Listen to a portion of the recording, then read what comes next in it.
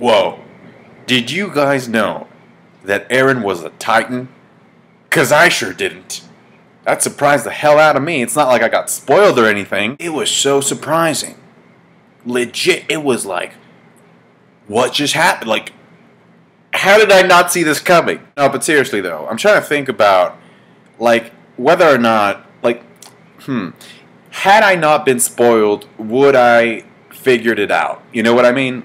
I think I would have figured it out. I would have been like, that Titan looks like Eren. I think there's some very eerie similarities in the way that the Titan was roaring. It's like, yeah, you know, like that's how Eren is. The thing that really got me though was Mikasa. You know, how she just, you know, got off from the roof and it just went to hold him and just started bawling her eyes out because that's her only family. That's the only relative, quote unquote relative, that she has left. So, and just imagine, she's been putting like a tough act, like ever since she found out that Eren was dead. Mikasa's just great, man. I'm gonna go ahead and say that she's one of my favorite female anime characters of all time. I don't think that's an exaggeration. She's basically like a female version of Sasuke, except she's not confused. And she doesn't bleed out of her eyes. This is going to sound kind of messed up, but I just made a connection between Team 7 and then this Attack on Titan trio. Okay, so Eren is Naruto, because he's the main character. Mikasa is Sasuke, and Sakura has to be Armin. So in this episode, he looked more like a Shikamaru, because he was the one planning all this stuff. We get to see where his strengths are, pretty much. He has two plans throughout the episode. One is to lure the Eren Titan to go beat the crap out of the Titans that are on the facility where the gas is. He also had the idea of, you know, getting a couple of people with guns to blind the Titans with the bullets, and then getting 7 other members to slice their napes from behind. By the way, Connie and Sasha fucked up. But thanks to Sasha, we learned a very valuable lesson, which is that if you're gonna fuck up, look adorable after you do so. So Sasha fucked up, but because she looked adorable, it doesn't even matter. And then Annie and Mikasa do their thing. Boss. Annie boss. I mean, both of those chicks are boss. I'm just glad that bitchy looking Titan that ate the girl with the black hair is gone. And Eren takes out the Frogger one. He just bites that Titan on the neck and just uses that Titan as a weapon to go to town with the rest of them. And it's just epic. Just epic. And, okay, it may seem that in my reviews for Attack on Titan, I'm just fanboying, but they're really, like, legit.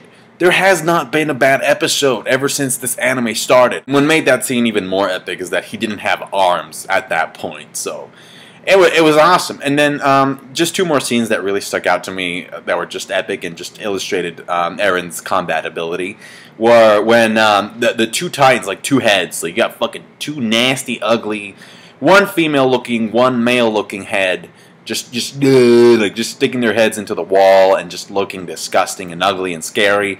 And then all of a sudden you see a fist coming in from the side and the Titan's face is just crumbling up and it's slow-mo and it just flies up. The second scene was when these 2 little Titans, like miniature Titans, which aren't miniature, but they're smaller than, you know, the average Titan. They look like little kids. And they were running towards Eren, and this one that looks like a little boy is like heading over to him, and Eren just kicks him away.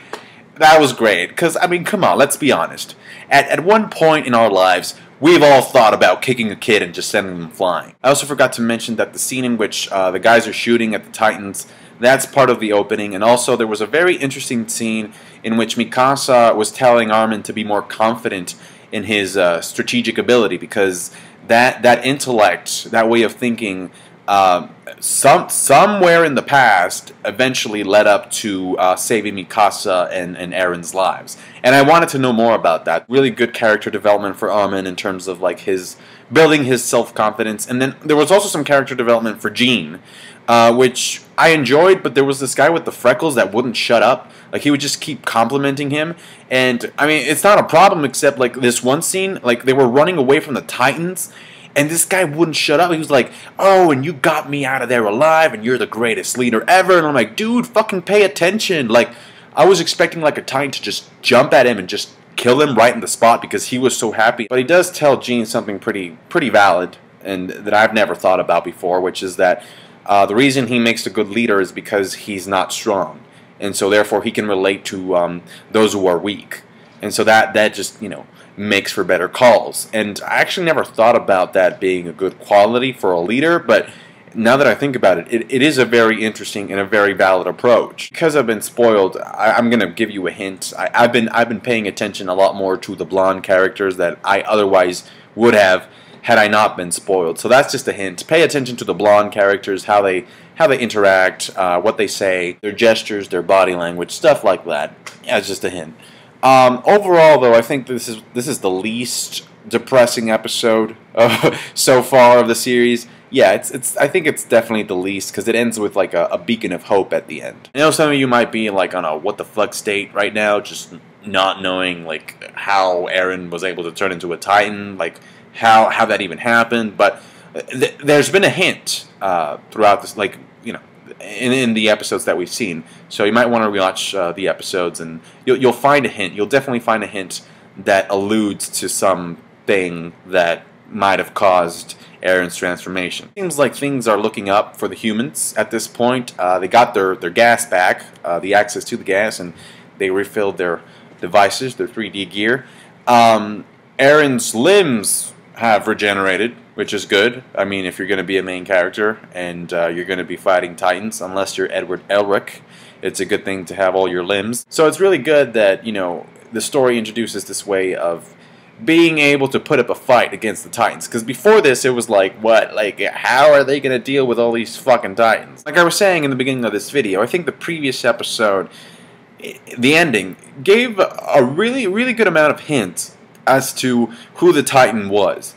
You know, it made sense that it was Eren. Like, if you pay attention to the way Mikasa was reacting to it, you got a close-up of her eye and shit, and, like, you know, the light was hitting the Titan, and you got some angelic music playing in the background. I mean, who else could that Titan have been, really, if it had not been Eren? Overall, even though I got spoiled on it, this episode was great. I know I've been saying that for a while, but it's true.